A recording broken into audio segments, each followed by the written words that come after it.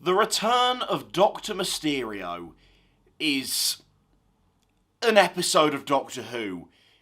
It's fine. It's okay. Look, some people, really like this as kind of this, culty, niche episode, and most people just flat out don't like it. And I'd say I am definitely not one of these big cult members for this episode. I'd probably say I enjoy it more than most. Look, as an episode, it just has a major flaw. Doctor Who and superheroes don't mix. It's just a concept that doesn't work. Look, you can see why they decided to go in this direction, because this was, at this point, when this episode was made, the superhero genre was just booming.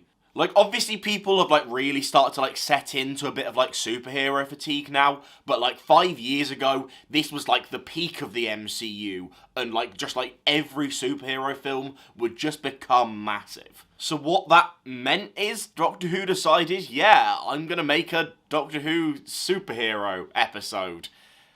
And it doesn't work. The problem is, within its first 5 minutes, it admits that, superheroes, exist within the Doctor Who universe, and to be fair, those are probably, some of the funnier elements where it, you see Peter Capaldi's Doctor almost take the piss out of, classic superhero tropes.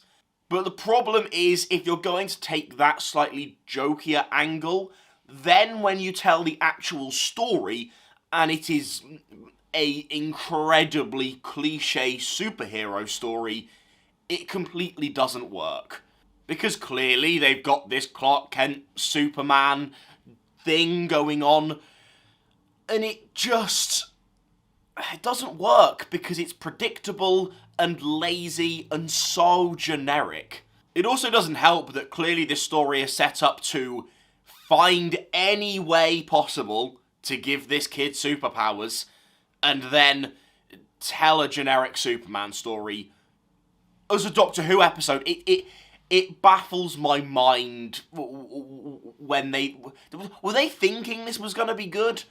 Did they have any plans that made them think, yeah, it's going to be a great episode? Peter Capaldi here is genuinely smashing it. I feel like he's really comfortable in the role at this point.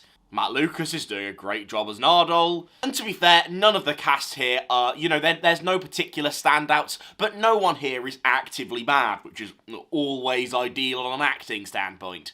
And I think there are some elements here of, the sci-fi alien stuff that are quite cool and interesting. Obviously, they've got the pull-apart heads and the brains, and it creates for some good horror and sci-fi elements, which is obviously ideal for a bit of Docky Woo. But the first big problem is these two story elements don't blend very well together. Because yes, while this sci-fi story isn't bad, you then try and blend it with a stereotypical Superman story, and those two plot ideas just don't work together. It baffles me.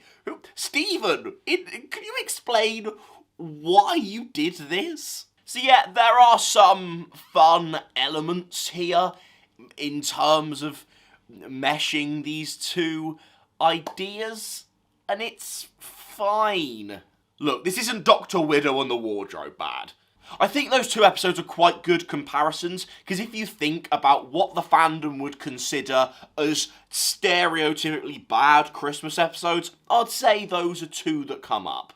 And I think this is better just because there's actually something going on, and it's vaguely likeable at points. And just because you've got this stereotypical story doesn't necessarily make it bad, it just makes it a little bit generic. There's still some fun to be had, there's still, some elements you can enjoy, probably from a non-superhero perspective, but you can still enjoy them. So it's not necessarily bad, it's just not great. I think the ending here does really work very well, because we get some lovely ties to the previous Riversong episode. And as you'll know from my Husbands of Riversong review, I really like that episode, and having some links to what's happened there, I think really, really worked well. You know, those types of moments, those slight bits of, you know, like, emotional stuff and, like, the more deep stuff, I feel like fit Capaldi's Doctor very well. Whenever you get those sorts of bits, Capaldi as an actor is so talented and is always able to really do them justice, and here is no exception. And I think I'm also glad of this episode for kind of, like, re-characterising Nardole a little bit. Because in Husbands of Riversong, it's fine if that was going to be his only appearance, but Matt Lucas is very, very silly within the episode. So as they probably knew at this point that he was going to become, you know, like a bit more of a like a longer running character, it makes sense they recharacterized him slightly, made him a little bit calmer. So I do appreciate this episode for that. So overall, this one is just genuinely fine. It's not particularly bad, it's not particularly good, and it's vaguely watchable, which isn't much of a compliment, but we're clutching at straws. I know, we are clutching at straws here. Thank you very much for watching. We've got one more of these damn Christmas specials to review, and it's 2023, and I'm losing my mind. But if you want to subscribe, feel free. We'd bloody love you to. And if you want to check out my playlist of all my Christmas special Doctor Who reviews, you can click it here.